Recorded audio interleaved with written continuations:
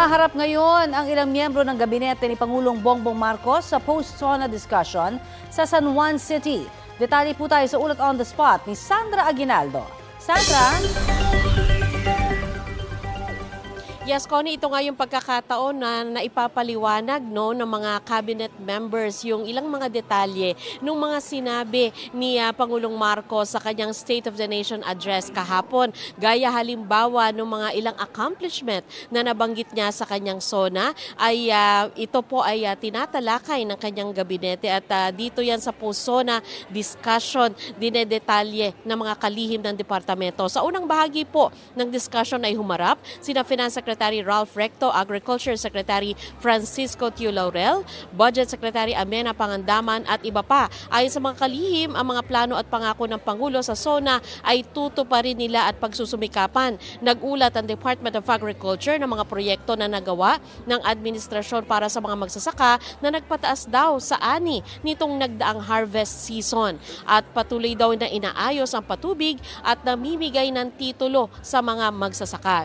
Yun naman daw nagsasamantala ng mga trader para manipulahin ang presyo ng bigas ay seryosong kakasuhan ng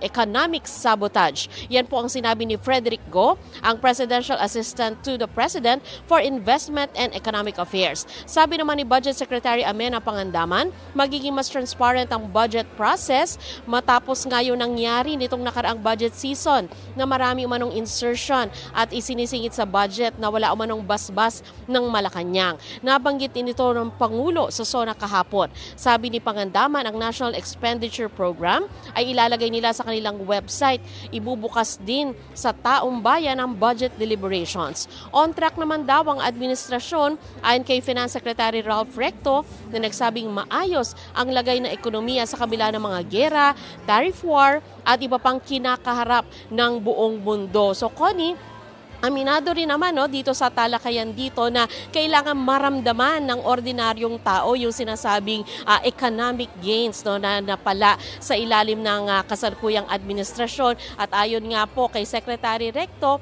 ayan po ay pagsusumikapan ng gobyerno. Sa yun muna, Connie, ang pinakahuling ulat mula dito sa San Juan City. Connie? Maraming salamat, Sandra Aguinaldo.